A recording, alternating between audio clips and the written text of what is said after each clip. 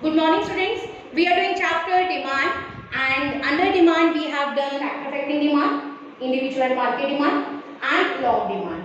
So today I will be discussing with you demand function, demand schedule and demand curve. So let's start with the first topic, demand function.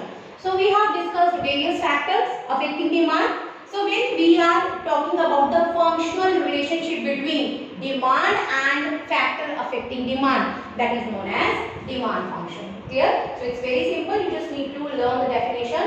The demand function refers to functional relationship between demand and its factor affecting. Now under this we have two topics.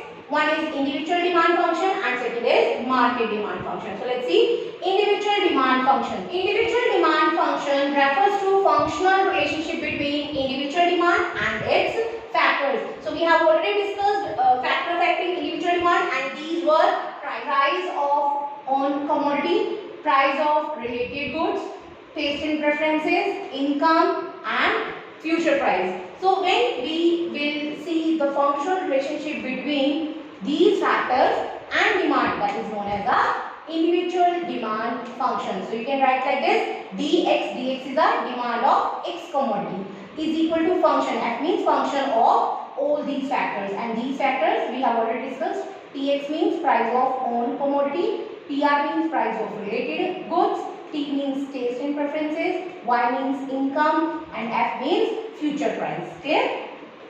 Now second is market demand function. So market demand function refers to functional relationship between market demand and its factors. Now the factors under market demand, we have done three specific factors, but the factors which affect individual demand is also a part of market demand. So we can write like this: demand of x commodity is equal to function of all these factors, all the individual factors and then market. Let's see, px means price of x commodity, price of related good, t means taste and preferences, y means income, f means future price, po means population, d means distribution of income, s means season. So all these factors affect market demand. So clear? These two you just need to learn meaning, one mark definitions.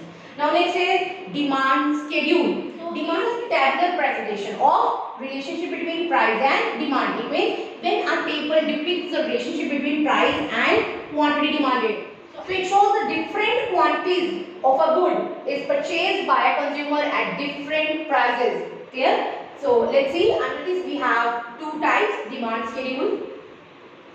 First is individual demand schedule. So individual demand schedule is a tabular presentation of relationship between price and its demand made by single consumer. Okay, or we can write that it shows a various quantities of a commodity that is purchased at different prices by a single consumer. Clear?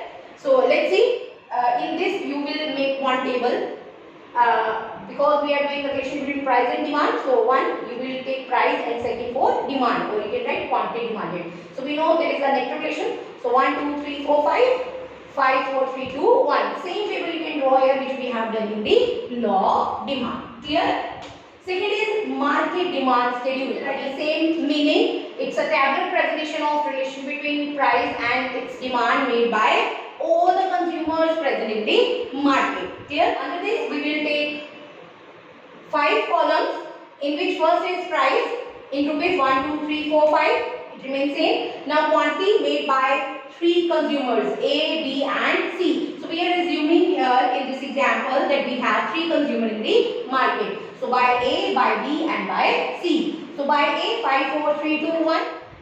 Demand by B is 6, 5, 4, 3, 2. We just add 1. So we can start it with the 6, 6, 5, 4, 3, 2. And then by C, we can start it with the 7. So 7, 6, 5, 4, 3.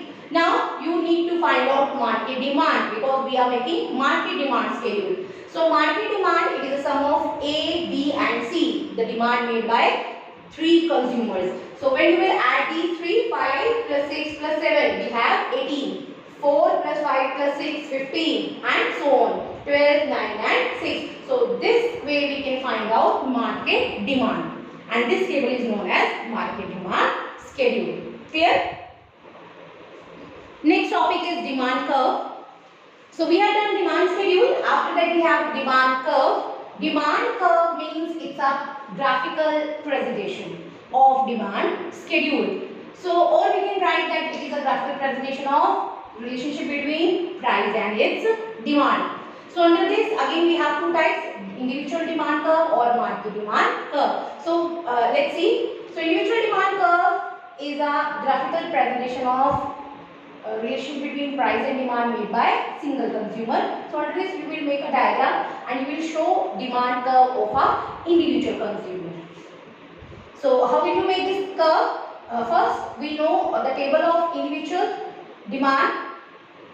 So as per the table, price is 1, 2, 3, 4, 5 and demand is 5, 4, 3, 2, 1. So when you will draw a diagram with the help of this table, you will have demand curve which is made by individual person. Clear? So you can draw it with the help of this table. Okay. So already we have discussed this point in law of demand also. So you can, I hope you can draw this. Okay. And here DD is the demand curve. It slopes downward because of the relation between price and demand. Done. Next is market demand curve. Under market demand curve, it shows a graphical presentation of a market demand schedule, or you can write it is a graphical presentation of relation between price and demand made by all the consumers in the market. So let's see. Let's take one example. Like we have two consumers in the market. So if we have two consumers in the market, we will make demand made by A consumer, demand made by B consumer. So here I am drawing freehand curve for demand made by A. You can draw it with the help of table also, which we have done in market demand schedule. So this is a demand curve made by A. This is a demand curve made by B. So when we will add these two, we have total demand, market demand. So DM is used for market demand. Clear? So I am drawing it freehand. You can draw it with the table also. Done? So we have three diagrams under this because I am taking two consumers. A consumer, B consumer and then total. Total is market demand. I hope it is clear. Thank you.